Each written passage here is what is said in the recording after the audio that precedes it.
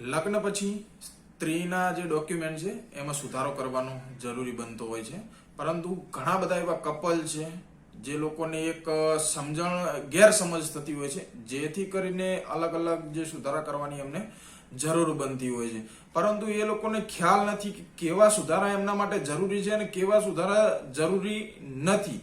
ઘણા લોકો લગ્ન પછી એમની એલસી છે, જન્મના દાખલામાં પણ પોતાના હસબન્ડનું નામ લગાવવા માંગતા હોય છે, પોતાના હસબન્ડની અટક છે એ લગાવવા માંગતા હોય છે. તો શું આ પોસિબલ છે? એના માટે અમુક જે તાર્કિક રીત છે તમારે સમજવી જોઈશે, જે અનુસંધાને મારે આ વિડીયો બનાવવાની જરૂર બની છે. જ્યારે તમારા લગ્ન થાય છે, જે તે ડોક્યુમેન્ટના અનુસંધાન એ તમારે સમજવાની રહેતી હોય છે, જેવા કે આધાર કાર્ડ છે, ચૂંટણી કાર્ડ છે, પાન કાર્ડ છે, ડ્રાઇવિંગ લાયસન્સ છે કે અન્ય બીજા એવા ડોક્યુમેન્ટ છે જેમાં તમારી ફોટો આઈડેન્ટિટી આવતી હોય છે. એને આઈડેન્ટિટી પ્રૂફ એટલે કે ઓળખનું પ્રૂફ તમારે ગણવાનું આવતું હોય છે, પ્રમાણપત્ર ગણવામાં આવે છે, જેમાં તમારી ઓળખાણ બતાવી હોય છે. આવા ડોક્યુમેન્ટમાં તમારે લગ્ન પછી સુધારો કરવાની જરૂર બની શકે છે.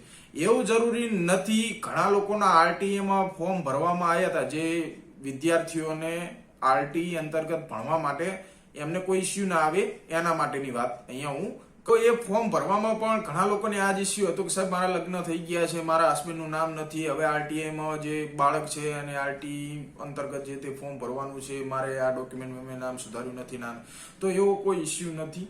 રાજસ્થાનના ઘણા એવા ભાગ છે જ્યાં સ્ત્રીના લગ્ન થઈ ગયા પછી પણ એમના ડોક્યુમેન્ટમાં જે તે અટક છે એ ત્યાંની જ રહેતી હોય છે, પિયર પક્ષની. એવું કોઈ જરૂર હોતું નથી કે એમના પતિની અટક અને નામ હોવું જરૂરી છે.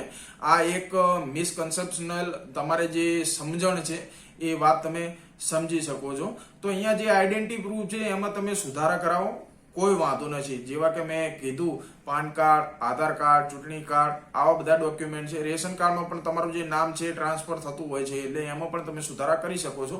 હવે ઘણા ડોક્યુમેન્ટ છે એની હું અહીંયા લિસ્ટમાં જણાવવા જઉં તો વિડીયો એ ઘણો બધો લાંબો બની જાય, પરંતુ તમારે આ સમજવાની વાત છે.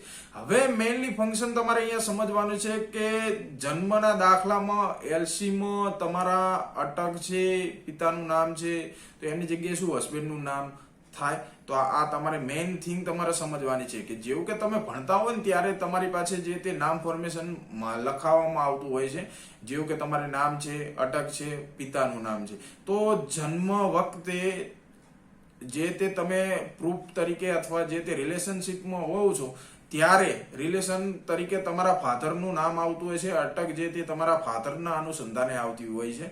તેવી જ રીતે તમે 1 થી 12 ધોરણ ભણતા હો છો ત્યારે પણ તમારી એલસીમાં તમારું નામ, તમારા ફાધરનું નામ ને અટક આ રીતની રીત હોય છે. તો તમે ત્યાં કોઈ પણ જગ્યાએ એવું લખેલ જોયું છે કે તમારા પતિનું નામ, જેવું કે તમારી એલસીમાં, પછી કે તમારા જન્મના દાખલામાં, ત્યાં હંમેશા પિતાનું નામ જ હોય છે. કોઈ જગ્યાએ તમને ઓબ્લિક કરીને ઓપ્શનમાં આપેલ નથી કે પતિનું નામ લખો.